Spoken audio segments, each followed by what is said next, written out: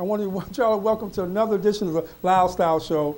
Now that intro you heard was what a great musician right here. Nathan, he's going to be doing the Iowa City Jazz Fest. Matter of fact, on the main stage of the Iowa City Jazz Fest in July. He's on the show. He's played a little bit for us, whatnot. We're going to hear a little bit from his CD that's out pretty soon towards the end of the show. And so I just want to welcome this young man, Nathan. Welcome to the show. Man, it's good to be here. Thank you very much for having me, man. Well, thank you, man. We've been working for a while to try to get you on the show. Yeah, I'm glad it finally worked out. Yeah, we can be here. I know that you're busy. You know, you're in school. Well, I mean, you're working on your CD and whatnot, stuff like that. Working on your graduate. And I didn't realize that you were doing your doctorate degree. Yeah. I actually did both my master's and my doctorate here at University of Iowa. So finished up my master's degree and kind of worked on it all simultaneously. And so now I'm finishing up the coursework for my doctorate, and then I'll be writing my dissertation in the next year, and then hopefully graduating a year from now. So be Dr. Bogert. Amen. Dr. Bogert. I like that. Right. It sounds good, right? I'm going to tell you a little bit about yourself a little bit. You know, where you're from originally? Well, originally I'm from Louisville, Kentucky. And, you know, my childhood probably progressed like most people's childhoods do. And I went to a performing arts high school. Okay, yeah. And decided when I was about a senior in high school that I wanted to pursue music as my career. And I went to Ball State University on academic scholarship for my undergraduate. Yeah, that's in north central Indiana. And then after I graduated with my bachelor's in saxophone performance, I got a teaching assistantship with the Department of Jazz Studies here in Iowa. Okay. So I came out here in August '08. Yeah. And I've been here ever since, man, just doing my master's and my doctorate all at the same time. Hey, so man, you are busy, man. Yeah, man, I'm a busy bee. So I know, you see you back and forth. I mean, now you wanted to do music, you know, way back in the days. Yeah. Like that. And so how long you been playing the saxophone? I started when I was about 10 years old. I started playing saxophone, so it's been about 15 years. 15 years, wow, that's a long time. Yeah, it feels like, and I still got so much left to learn, you know, so it's just an ongoing journey, you know, just learning the horn and learning music. There's just so much good music these days. It's hard to keep up, you know. But what made you get into jazz, of all type of music? I'd say that probably my biggest, I guess the biggest catalyst for me being interested in jazz was my mother.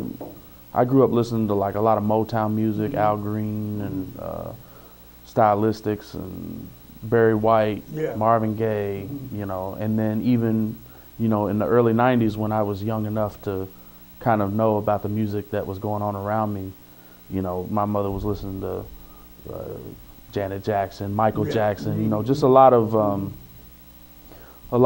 you know, rhythm and blues-based music, a lot of blues-based music, and so, you know, and she also listened to Miles Davis and Coltrane and those people, and so I would hear it on records because she used to listen to LPs, and I would hear it on records, and I just, you know, first of all, I heard saxophone, and I'm like, man, I really am interested. I want to play that. Yeah. And you know, at that time, my mother didn't have the money to rent me a saxophone, so there was actually a local band director who kind of hooked me up with the horn for about a year until I could save up the money to rent my own, and that was about 4th grade, I'd say. You was young. Yeah, I was about 9, and I was already itching, you know, to play saxophone, and then, you know, I got my hands on the horn, and the rest is history, I guess. You know, I just fell in love with it, you know, and I play as classical music as well. I play pop music. I play in church. I play, you know, anything I can get my hands on. Really? That's what I do, you know. But is your style jazz or? You know, I don't really. That's kind of one of my things. Is I don't really have one style, you know, and that's one thing I really love about playing with the guys that I play with is that we all are kind of the same way. If it's jazz, it's jazz. If it's funk, it's funk. If it's hip hop, it's hip hop. You know, we're here to do it all, and that's the neat thing about our band is that our compositions, you know, are sort of a synthesis of all the different kind of musics that we listen to and bring to the table and sort of have expertise in. You know, we all put it into our own compositions and create some really really nice fresh music, you know. Okay, right, right, that's what I want to get to, because you talked to me a little bit about your band. And what's the name of your group? The name of the group is Groove Theory. Okay. So like Groove, yeah, Groove, and then theory, like mathematics, you know. Like, okay, so what made you come up with that? I can see the groove, but theory. Yeah, you know, I mean, it was just kind of, I don't know. I mean, I think it was one of those things. It just sounded good at the time. Yeah. Like the name just kind of clicked with some of the band members, and we really liked the way it sounded, and so we just kind of ran with it, you know. And we really didn't know that we were going to be around for so long, you know. So I think we're going on 5 years now. 5 years, yeah. So that we've been playing on and off, and the last 2 years we've gotten really, we've gotten into. We've been playing together a lot more frequently, you know. So the band has really kind of become really cohesive, and it's been a really fun experience just to be with one group of guys and really like get to know how they play and how we work together as a group. And I think it's been just really, really good for our musical output, you know, just to be together for so long. Oh, right. I mean, 5 years. Yeah. That's a long time. Then for 2 years, y'all really been into playing with each other and get to. Well, I mean, we've been playing with each other for all 5 years, but the last 2 we've been playing a lot more gigs. You know? Okay. And we've been doing festivals, and we've been getting called in different areas of the state to go around and you know, do different types of venues and that kind of thing. We just did a thing in Centerville, Iowa, you know, which is a little small town. We did a thing in Albia, Iowa, and I mean, we've played Quad Cities. I mean, Iowa City Jazz Fest the last 2 years. And you know, people seem to really dig the music, so we're just trying to keep the ball rolling and see how far we can go with it. You know, without. I mean, hey, you're talented, man. I mean, I appreciate that, man. Thank you. You know, jazz. I mean, saxophone is a very sexy type of instrument, bro. I'm serious, man. Well, I'm telling you right now. My dad played sax years ago. God rest his peace, he's up there in heaven. And I always wanted to play sax because it's a sexy saxophone, and people love it. You know, especially women. You know, saxophone players, man. I mean, you know, it's just one of those type of saxophones where the instruments where you can play different ranges and stuff like high, low. It's a really versatile instrument, you know. Yeah, very versatile. And it's very versatile in the sense that it can take on a lot of different qualities. You know, it can be a very vocal instrument. It can be a very sort of abrasive instrument. It can be, you know, soothing. It can be brash. It can be just so many different things. And that's one of the things I love about it, is that it's just so versatile. You know, it's one of the most, in my opinion, the most versatile instrument. But I think some people would argue that. But for me, like you can wear so many different hats as a saxophonist. That's one thing that's really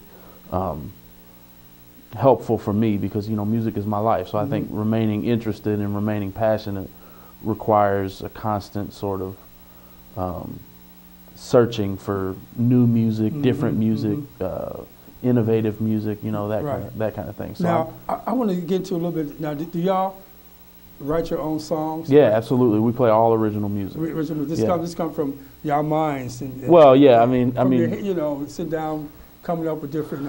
And some of the compositions, you know, some of the compositions are very individually based. You know, like you can tell that one person in the band wrote it. You know, like it's in the style of that person. You know, you become familiar with the different members of the band. You become familiar with their style, and you know, when you hear their tunes, you can really tell. Oh yeah, that sounds like one of, you know, Nathan's tunes, or one of Steve's tunes, or whatever. You know, but one of the really neat things about playing with all these guys is that that's how the tune sounds at first. It sounds really distinct in that one person's style. But then when everybody gets their hands on it, it becomes just kind of this really homogeneous blend of all of our different, you know, strengths and weaknesses. And we, you know, bring it all to the table and see what we can make. You know, see what we can make out of it. So that's one really fun part of the whole experience, is seeing what you can do with the original material and how you can, and, you know, I mean, gosh, we change tunes all the time. You know, if somebody has a new idea of how to do a tune we've played 100 times, well, let's do something different this time to keep it fresh. You know? I like that. I like that. People seem to really latch on to that that kind of focus that we have, and as far as keeping the music original and keeping it fresh, and just making it something that people, and especially in our generation, because all the members of the band, I think everybody's under 30. You know? Okay, so y'all we're really all young. about the same generation. Yeah, 20s and yeah, mostly late 20s is all the guys in the band. And you know, people in our generation, in general, don't really know a whole lot about the history of jazz music, or jazz music, or current jazz music. Right. You know, and so one thing that we try to stress to people is, you know, what is labeled as jazz in 2012 is not at all what you think it is. Oh, you know? okay, yeah. It's not what your grandparents talked about, you know, going to swing dances in a ballroom. You know, that's not what jazz is. That's not the current state of the music. And I think it's just so important for people in my generation specifically to learn about jazz music, because it's one of only a few original American types of music. Oh, without a doubt, yeah. If you think about it, I mean, you got bluegrass music and then jazz music, and there's a few other sub-genres that are original, that were, you know, originated in the United States. But other than that, I mean, everything else comes from other countries, you know. Right, yeah. So in this country, I think it's just so important that we remember we remember what the great achievements that we've had as a country, and I think jazz music certainly ranks up there among anything. Oh, without, you know what, I agree with you 100% on that, because I mean, jazz. So like I said, I grew up on jazz. Yeah. I grew up on jazz. My dad played jazz all the time. Miles Davis. Matter of fact, you know, back in the day, back in the 90s when I was doing my show, I think like 93, 94, they did obviously Jazz Fest, and they had Theolis Monk. Oh, trio. Monk. Theolis Monk on the I interviewed him, which to me is a legend. Yeah. Wow, man, he knows all about all that jazz. Yeah, man. His dad is a great, you know, piano player. He's a drummer. So yeah, so I got to really. Oh, you interviewed Monk's son. Yeah, Monk's son. Yeah, Monk's son. Theolis Monk. He has a trio, and one of the guys on the show, on his band, plays sax. So he has an album out, whatever. I talked to him. He was sharing his views about jazz, how it, you know, the roots and all that type of stuff. What you're talking about, and you know, he's young, stuff like that, younger guy. So yeah, you're right. I mean, jazz grew up here, that, you know, in the United States, and has its roots, and people should. I mean, like it's a mellow type of music, but it can be anyway. It can, mellow, and anything you want it to be, really. There's so many different, you know, there's just so many different characteristics of jazz music that, you know, that's one thing that is frustrating as a young person who is so interested in jazz, is that other people aren't as conscious of the fact that jazz probably shares a lot of similarities with the music that they really love, you know, that they have no idea about because they just haven't been exposed to it, you know. Right, right. And now I want to get a quick thing about, a little bit about, now y'all got an exciting thing coming up. Now you did a CD a while back ago. Yeah, we recorded an album early in 2011. Okay. And we released it in spring of 2011. Okay. And what's the name of that CD? The name of that album is, it's actually under the name of our drummer. Okay. Cassius Goins. Cassius like Cassius Clay. Yeah. Same name. The big boxer, man. Yeah, but his last name is Goins. Goens. Okay. And the name of the album is Transition. You can get it on iTunes, CD Baby. It's all over the web. You just search Cassius Goins Transition, and it'll come up. And you can order it somewhere. And, I mean, people have really, I mean, we got the albums in print, and they sold out, you know, because people heard us play at the Jazz Fest. Right. And they're like, you know, people really like the music. So, now, wait, you have a little bit, you brought a little bit samples of that CD. I think we have part of Cassius's album queued up. Okay, queued up. So I don't know if our producing maybe you can get a chance to really. Yeah, I hope so. Get a chance to really listen to that little bit of CD that he has. Now it's called what? Cassius. Yeah, the name of the album is Transition. Transition. And I believe this tune that we're going to hear is called Time Off. Time Off. Yeah. So maybe we can check out a little bit of Time Off. Here it is. Yeah, that's it. Yeah. It's time off. Yep.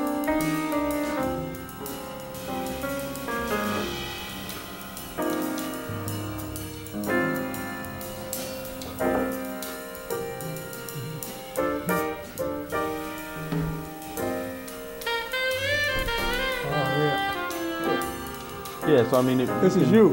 Yeah, that's me playing saxophone. Yeah, playing sax. Yeah, and you know, as you can hear, like there's a lot of R&B and hip hop influence in that. Yeah. But you know, it's all acoustic instruments, and you know, it still is. You know, it certainly fits into the mold of what, or it could be filed under jazz. You right. know? Exactly. And we consider it to be jazz. Right, you know. Right. But what I'm saying is, you know, jazz is such an amorphous term, you know, that this is jazz, you know, swing music from the 20s is jazz, you know. Right. I mean, the avant-garde music from the 60s is jazz. I mean, it's, you know. Right, but this is, I love the sax though, man. Thanks, man. Yeah, so it's saxophone, trumpet, bass, piano, and drums. Yeah. Oh, okay. That's the quintet. So. That's the okay. Yeah. Wow. And actually, I have to give him the credit, you know, Cassius, the drummer, all the tunes on the album are his compositions. Really? Yeah, so this is one of his compositions. I believe there's 9 tunes on this album. There's 9 tracks on that album. And every composition is his. It's all his compositions. And then the album that we recorded late in 2011 is all my compositions. Okay. Yeah. So like, and then we're not hopefully, we're going to be doing an album coming up later this year. Okay. Of everybody in the band's compositions. Oh, okay. Yeah. So. But this is out already, so we can. This is out. This is the one you can find it on iTunes. Okay. I think it's it's probably $9.99, which is a steal. I mean, it's only 9 tracks, but it's easily over an hour of music. Right. It's on iTunes. So you definitely check it out on iTunes. But I want to get you talking. That's a really good tune you have. Thanks, man. Really good tune. It's mellow. The credit goes to Cassius. Well, you know? I mean, yeah, he's a genius. Then he's good. Yeah, he's a drummer. He's the drummer in the band. So you know, and happens to be my closest personal friend. So I mean, it's just been a great experience to work with him and continue working with him, and just listen to him improve and then, you know, kind of blossom as a composer and then get to record his tunes with a great group of musicians. Right, without a doubt. So we're just trying to, you know, keep it going as much as we can. You know. Now, I want to talk a little bit. Now, you coming up with pretty soon doing the Ivy City Jazz Fest. Yeah. I was talking about earlier. You're going to headline that this time. Well, we're not. Not headline. But you're going to be on the main stage. On the main. I'm sorry, on the main stage, and which is good. If you want to check it out, all the exact timing and everything, I couldn't recommend more going to the Iowa City Jazz Fest. Okay. It's a great event. It's free, completely free. You don't have to pay a dime. Now I would highly recommend supporting Summer of the Arts in Iowa City because you know, they make it happen. Exactly. And they get they help get all the artists to come here. And this year is especially exciting for Groove Theory because, you know,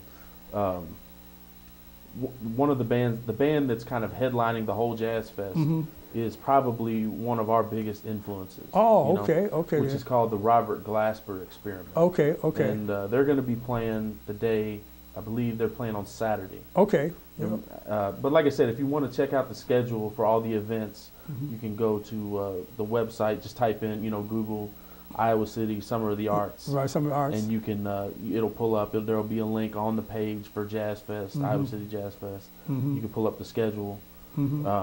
And gosh, just the credit to be given to all the people who run that, you know. It's wonderful. Steve Grismore, who's been doing it for like he did it for about 20 years. Right. Since the outset of Iowa City Jazz Festival. Festival. Yeah, because I know it started in the early 90s. I you know, to be quite honest, I don't know the exact year that it started, but I know, you know, Steve did it for over 15 years. Over 15 years. Over for 15 sure. years. And he's still involved. I think not in the same capacity, but I know that, you know, Brent Sandy, the jazz trumpet teacher at the university over here, he has put in a tremendous amount of work. And just the whole board, you know, they've put in so much work to get all these artists to come here and to raise the money. So, you know, big ups to them for just keeping it going and making it's growing, and it's growing. Yeah, growing. Exactly. I mean, it's it just continues. I'd love to be able to say it just gets better and better, but the reality is it's been great, you know, for a long time, you know, and I mean, gosh, there's just been so many heavyweights without a who doubt, came and played here in Iowa City, you know, and somebody like me from, you know, Kentucky, I never knew anything about Iowa, you know, not really, and you know, so to come here in my first year and see Joshua Redmond, you know, tenor saxophonist, play at the Iowa City Jazz Festival for free. Yeah, I mean, I'm you're blown away with that, you, man. know? Yeah, and so I mean, just the fact that they've kept this going, the community, it's just been really, really fantastic, I think, and I know we're just tickled to be on the main stage, man, and it all happened as part of our performance last year. Okay. I mean, we played on the side stage last year, but I mean, 2 years you've been on there, huh? Yeah, 2 years we've been on. First one we were on this college stage, and then I believe after that we were just on the local stage. Okay. Side stage, and man, people just crowded around, and the vibe was great, and everybody really dug the music, and so there were a couple key people who pushed to get us on the main stage this year, and it all worked out, you know. Amen. So we're just thrilled to be there, and I'm gonna say, you know, you're talented. I mean, well, I appreciate that, man. What can I say about you playing the sax in your group? Talented bunch of young people, man. And I mean, you was telling me a little bit about, I mean, that you begin a recording contract pretty soon. Yeah, we actually just we're still like working out all the fine details, but a local guy, Craig Kessler, who a lot of people might know him. He owns Real Records here in town. Okay. And I believe, yeah. And sorry, I went blank there. That's all right. But no, he had decided to start a record label because, you know, he's been in the record industries for decades, you know. And so he's really big on, you know, documentation, and for musicians, recording is our form of documentation. Right. Know? So he got a hold of us and he said, you know, I'd like to talk to you guys about an idea, you know, and so we met with him and, you know, he just said, look, man, just whatever we need to do to get this music recorded. Because he's been a big supporter of ours since the beginning. Oh, really? Yeah, so you have a fan there, Yeah, huh? so I mean, yeah. And Craig has just been such a loyal supporter, and he really helped push to get us on the main stage, and so he just said, you know, I'm thinking about starting up a record label, and I'd really like for you all to be a part of that and to record an album. If we were planning on staying together, which of course we said, yeah. I mean, we want to stay together and keep writing. And That's right. Do your thing, man. Yeah, exactly. Yeah. And you know, so he said, let's do it. You know, and so I had just recently finished up all the mastering and mixing. Well, not personally, but the engineer that I worked with, whose name is Steve Kapp. He lives in Des Moines, Kapp Audio Productions.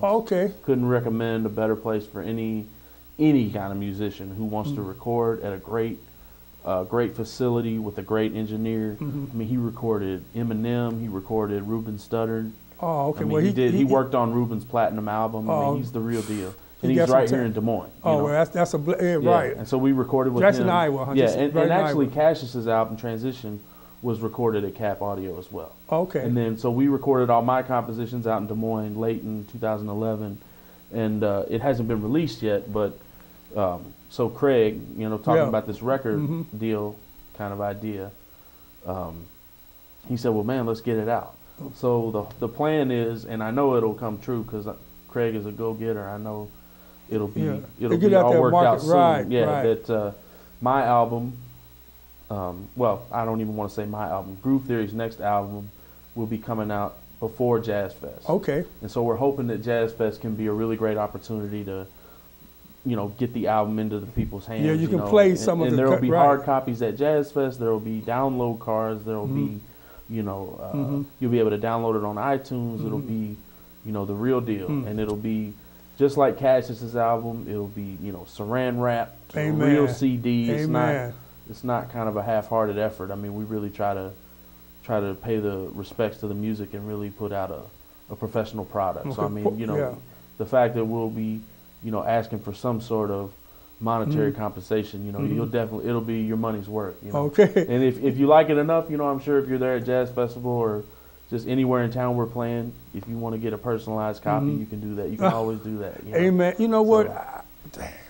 I have no doubt, like I said earlier, that your group's gonna be successful. I have no doubt that y'all really gonna make it because y'all the real deal playing the jazz. I mean, that's just not jazz, but any type of music that y'all like playing. Yeah. You're talented. I mean, I love the saxophone.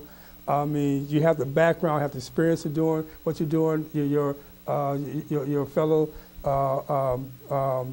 guys that are in your group, they're talented too. Yeah. You know, I hear the little drum beat that. You know, I like that. Yeah. You know, piano. I mean, wow. All the guys in the group all are just all of them are real incredibly talented guys, man. Just I can't say enough about them. You know, I mean, they're all just they're capable of sharing the stage with anybody, in my opinion. I mean, I really believe that.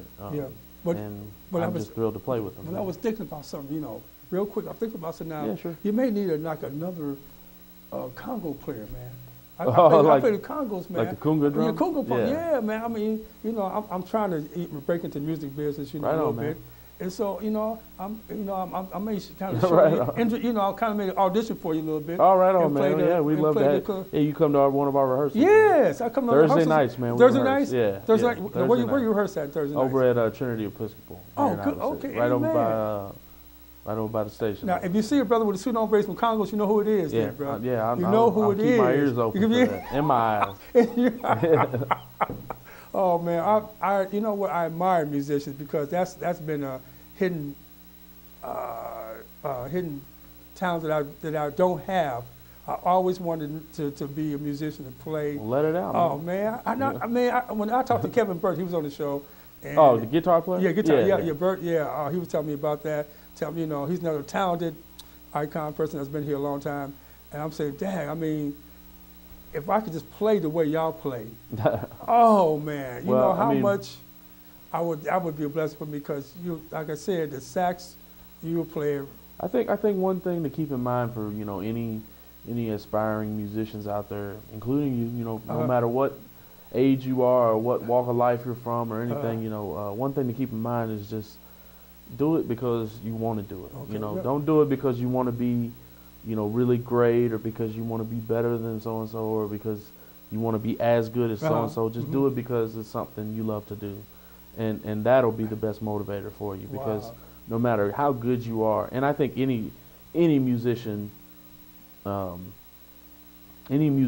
the highest level would tell you, you know, no matter who you are or how good you are or you know, how many gigs you played or how many famous people you know, there's always somebody somewhere in the deep, dark corner of the earth who can just play circles around you.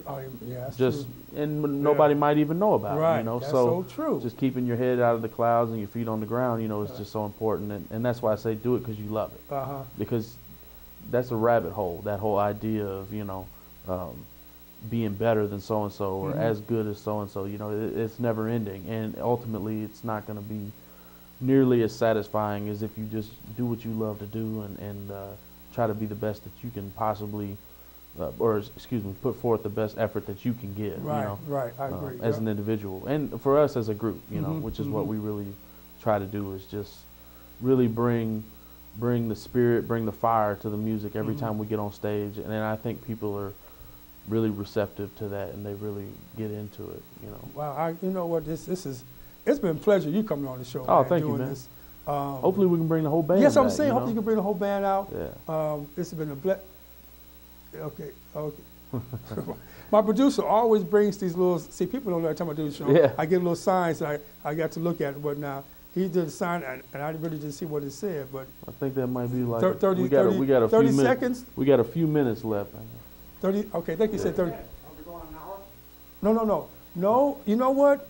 We're right at 30 minutes. Yeah. Okay, well, it's you probably know what? about time to wrap it up. Yeah, I think my producer told me it's 30 minutes. Yeah. We done a show in 30 minutes, man. Yeah, man. So, I mean, well, Seems like 5. I know it does, man. We Time talked, flies, Plan Flies. I want you to come back on the show again. Oh, man, I'd love to, man. I want you to come back, you know, maybe after Jazz Fest or whatnot. Yeah, talk that'd be great, man. About have the whole band, and we can maybe play some footage. Yes. I know a good buddy of ours here in Iowa City, locally, Tack, he's going to be recording the thing. Okay, good. On video. Good. And hopefully we'll be able to, play footage for you guys, and you can see what it's all about live and in color. Okay, good. So I want to be wrapping the show up or whatnot. Right. I want to thank everybody for watching my show and watch this young man right here. He's the next star. He's the next star right here. As always, we're going to be playing out a little bit of his track that he's got. Until now, you keep styling and profiling. Remember, always be good to yourself. See you. Okay. I know we're playing something.